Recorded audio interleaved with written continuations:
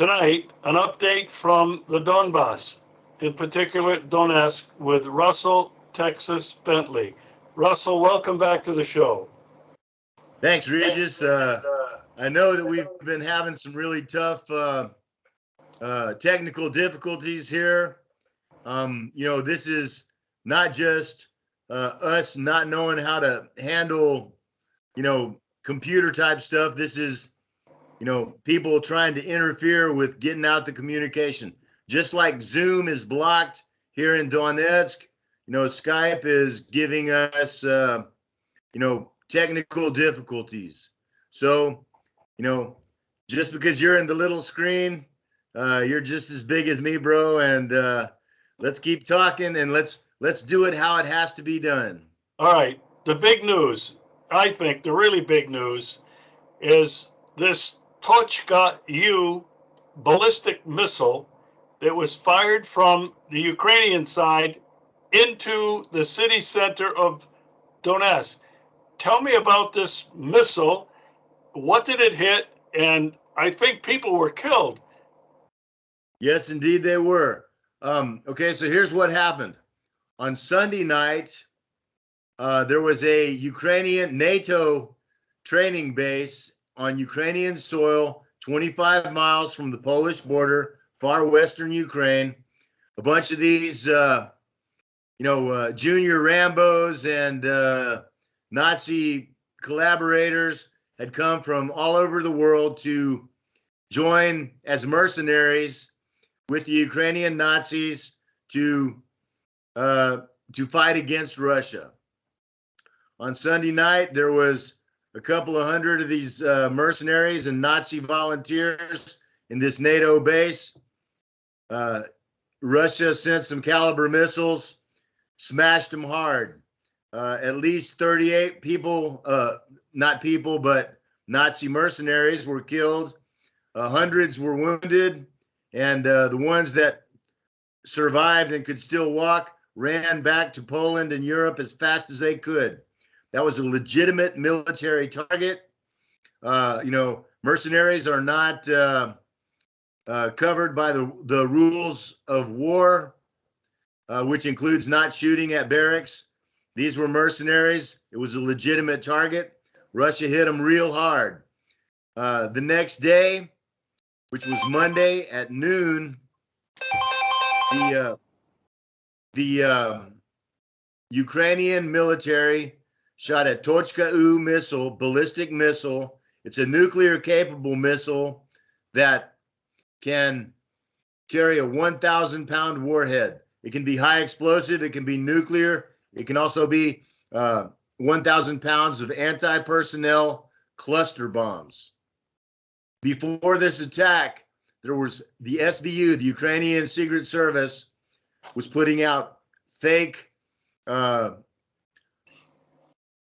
social messages on VKontakte and Telegram saying to the people of Donbass in Donetsk, if your loved one is in the army and you want to get news about them, come to the administration building at 12 noon. This was on multiple sites. There's recordings of it. There's photographs of it. It's absolutely real. What they were doing was they were telling the families of soldiers to come to the administration building at 12 noon, which was the exact target of this ballistic missile with anti-personnel cluster bombs on it. The missile was hit in the air. It was deflected from the administration building, but some of these cassettes of cluster bombs fell on University Avenue, a couple of hundred meters behind the administration building. 21 civilians were slaughtered in an instant, multiple injuries. It was a terrorist attack, a genuine war crime, and it was done intentionally to maximize civilian casualties. This is a war crime, and the unit and the actual commander have been identified, and they will pay for this crime. Russell, where do you think it came from exactly or precisely? Can anybody tell? Okay, it is exactly known where it came from. I do not know that information, but the Russian Ministry of Defense has identified the Ukrainian Army rocket unit and the specific commander by name who launched that missile. But I want to say this, something like a Tochka U it's a very, very serious missile. It's a serious military decision, and it is not done not only without the permission, but without the direct instruction of the people who really rule Ukraine, which is US and American Nazis. Ukraine has absolutely no independent government. Every single thing that is done in Ukraine, whether militarily, economically, socially, or otherwise, is done only on the absolute instruction from the United States masters who rule Ukraine. So this missile came from the people that own and control the US government.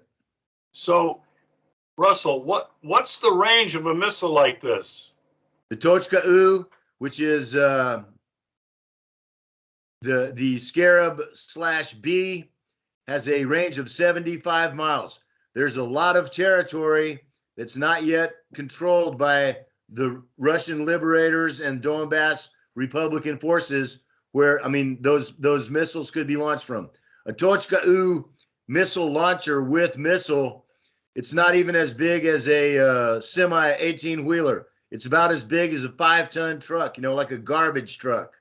It can be hidden in a garage, in a barn, in a basement somewhere, in between buildings covered with camouflage.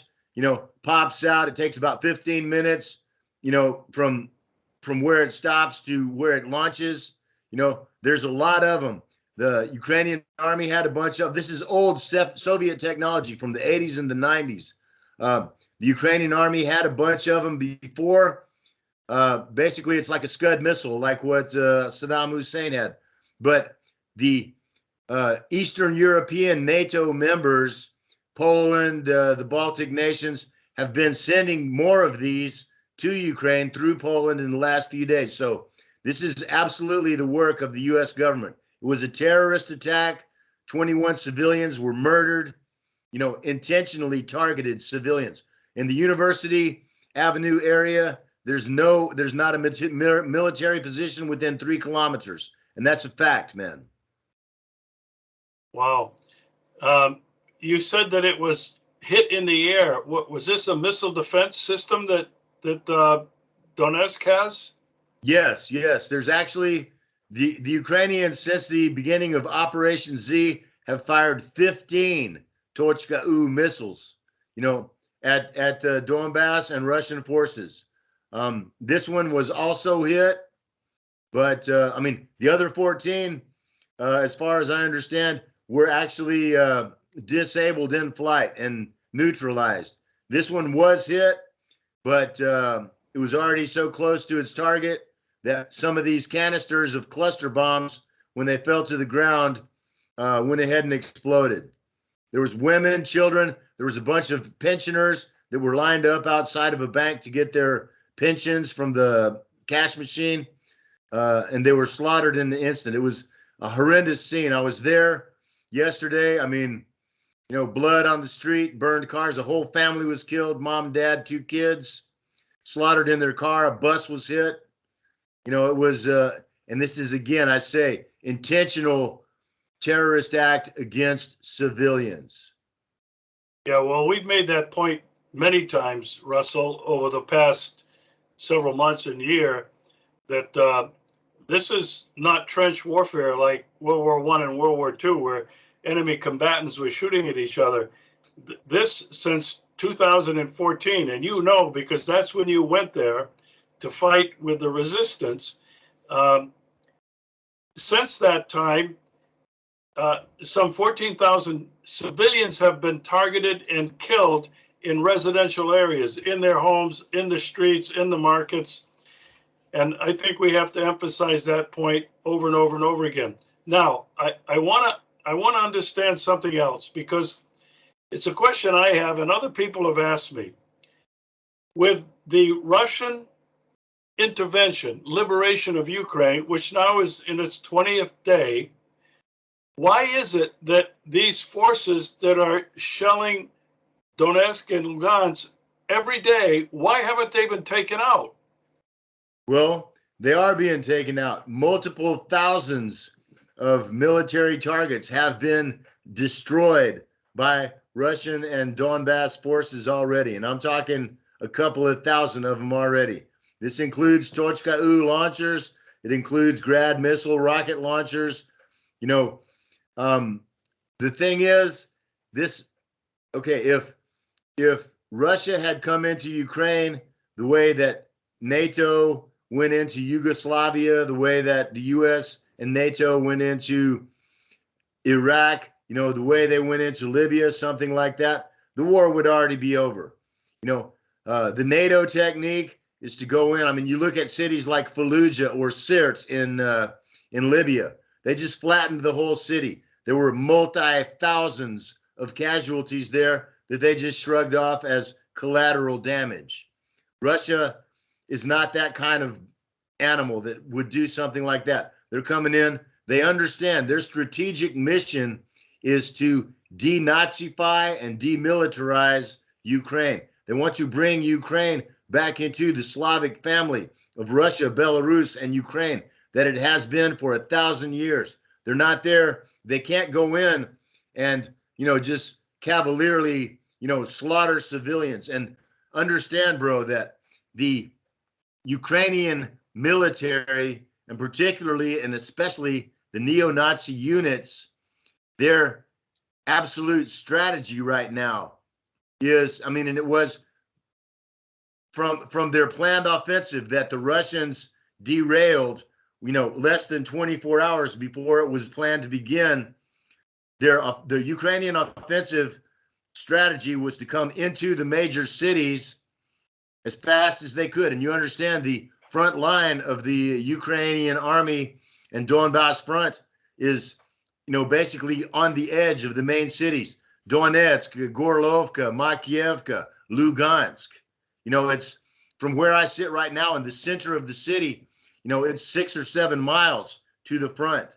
If the Ukrainians had been allowed to begin their offensive, they could have come 3 or 4 miles into the city and been surrounded by, thousands, tens of thousands of civilians, which was their strategy, because then that, it negates the Russian military advantages of air power, artillery, missiles, and rockets.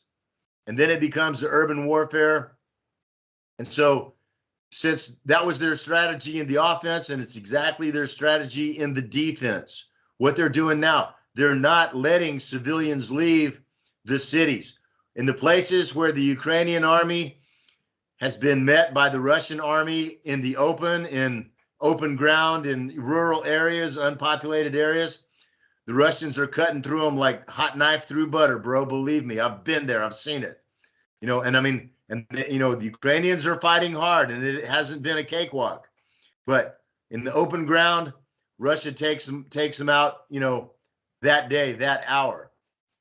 But in the cities, the Nazis and Ukrainian army have surrounded themselves by civilians with the intent to make it as bloody as possible and to force the Russians to either take casualties themselves, which they are, in order to avoid civilian casualties, or to create a more bloody mess, this is the strategy, not of the Ukrainian army, because they have no say. It's the strategy of NATO and of the US masters that give the orders to the Ukrainian army. So, everything, including the continued pumping in of, massive amounts of weapons through Poland, by NATO forces. This is, the strategy of the US and the West now is to make this as bloody and destructive of a war as possible, because, the outcome of this war is already without question that Russia is going to take as much of Ukraine as it wants, and that, if NATO comes in to fight, then Russia will take as much of Europe as it wants.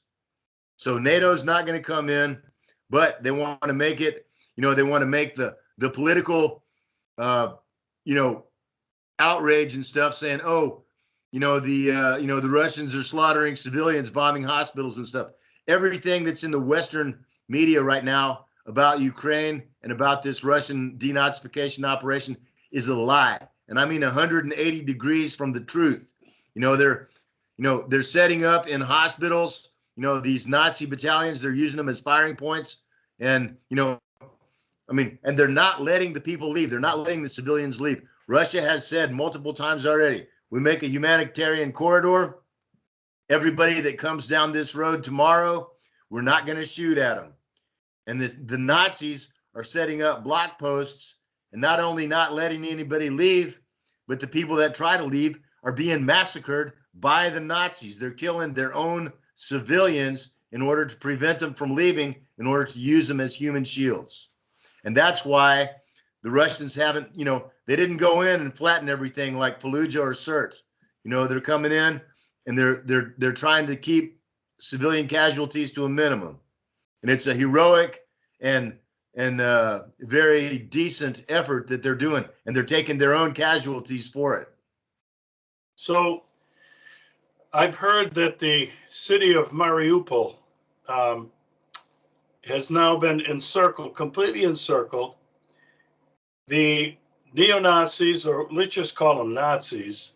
Let's just call them Nazis. Doing exactly what you're talking about. They've mined the whole area so that if the Russian troops do come in, they've got to deal with that, and they're out in open field. They can just be shot. But I heard today that there are DPR and Russian forces in Mariupol. Can you confirm that? I think I heard that from the Russian military of defense. I do confirm that, absolutely. Friends that I talked to, Vostok Battalion, my old battalion, is there. It's my friends in Sober are there right now, and they say exactly, we are in Mariupol. I got that text message from a friend, a brother in arms of mine. He wouldn't say that we were near Mariupol. He said we're in Mariupol. So yes, Mariupol is surrounded. The noose is tightening, and it's not if the Russians come in, it's when they come in, and they're coming in now. So I did a show with Scott Ritter yesterday, and you and Scott both were about the only people that predicted what was going to happen in this intervention. And he was saying that with these peace talks, Lavrov has basically given Ukraine one last chance to lay down their arms, or in his words, the gloves are coming off and it's going to get ugly. That's exactly right. And it's, especially after this terrorist attack with the Tochka, it's time, and it's like, basically, and it's not, basically it's going to be, if you surrender now, you can surrender. If you don't surrender now, you can't surrender. Yeah. And it's, of course, it is military strategy. It's basic military strategy from Sun Tzu 2,500 years ago. He says, when you have your enemy surrounded, always leave them a way to get out so they don't have to fight to the death. But at this point, and if the gloves come off completely, then Russia won't be doing anything that the U.S. and NATO haven't done in, a dozen different countries over the last 20 or 30 years themselves, So the fake outrage that I see from the West, hold on, I have to keep from cussing here. The fake news that's coming out. ABC News yesterday made a tweet talking about the destruction of the NATO training base with mercenaries, and they used a photograph of a piece of the Tochka that massacred civilians yesterday. It is not just stupid, it's truly intentional and evil what the Western media is doing. And it's really tragic. the absolute stupidity, the willful ignorance of the majority of the American and Western people that are buying into this BS, you know?